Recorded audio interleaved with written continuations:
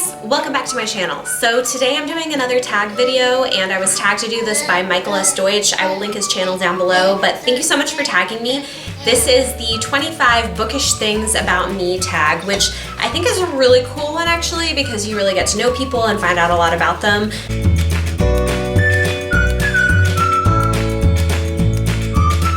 So here goes. Number 1. When I was a kid, I used to organize my books by type and then by author in alphabetical order by last name, and all of my friends and family thought that I was crazy because why on earth would you organize your books as if you were in a library? What's wrong with you? 2, I used to read books all summer long.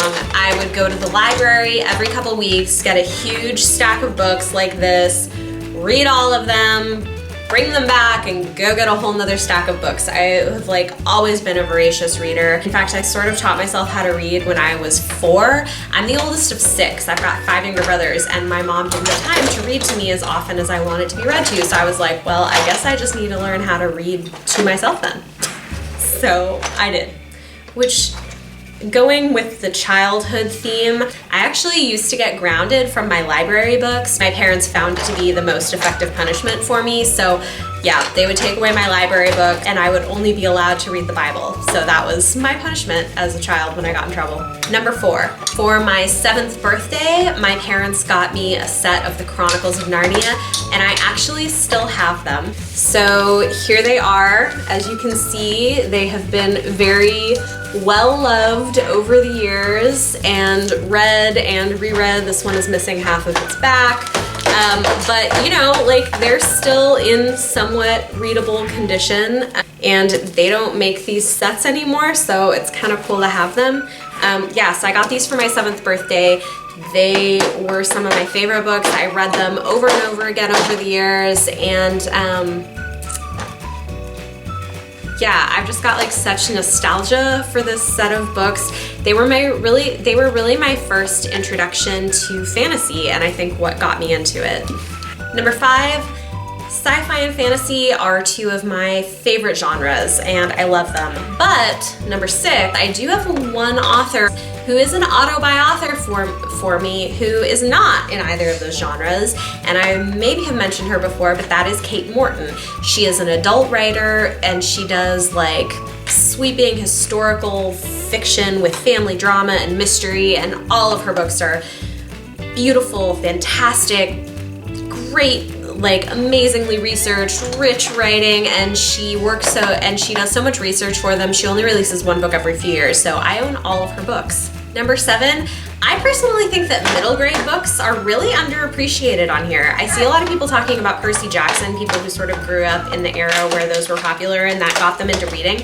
But as far as new middle grade, people aren't really talking about it, and there's some really good stuff out there. For example, see my Wizarding World tag. I may do a video about good middle grade books at some point actually, but there's really good stuff. People should talk about it more and should check it out more. Number 8. I can't help myself. I keep buying books for my kids. They have so many books.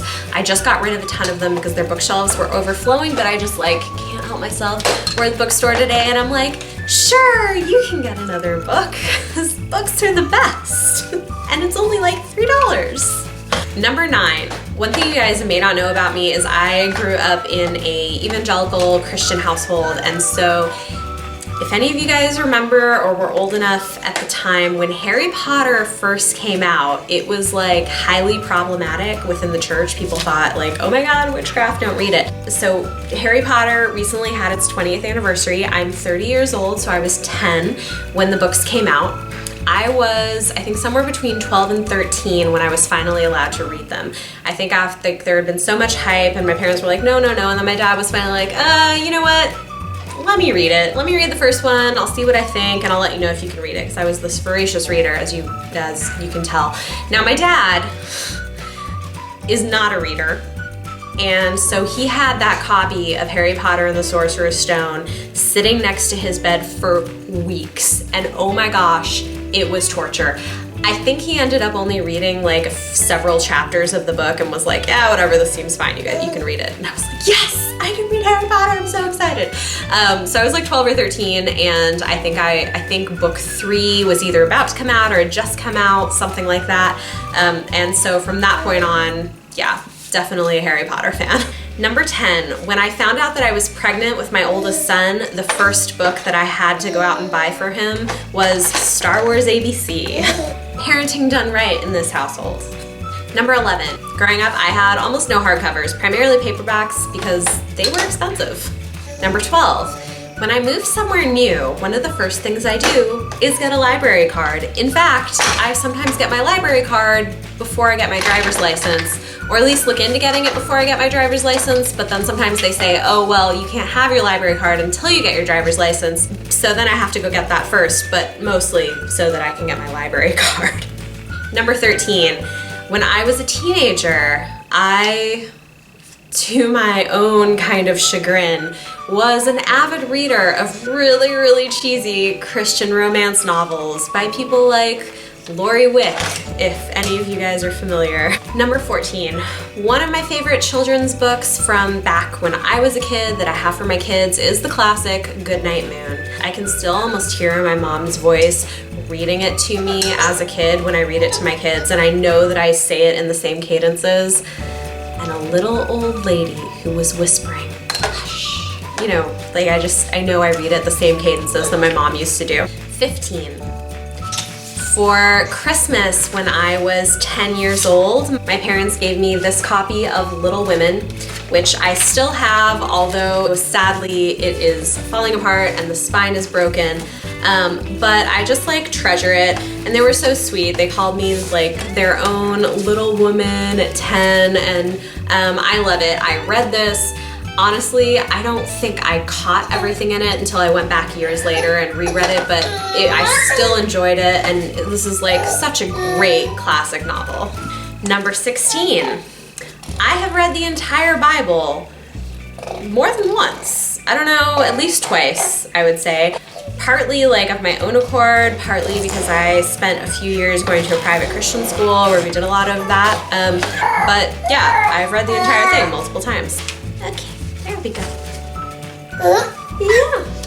You want to come up here? Excited. Number 17. When I was in grad school, I banned myself from reading for pleasure anytime during the year except for when we were on breaks. So winter break, summer break, I would read, but the rest of the year I just couldn't because I knew if I started, I wouldn't want to stop.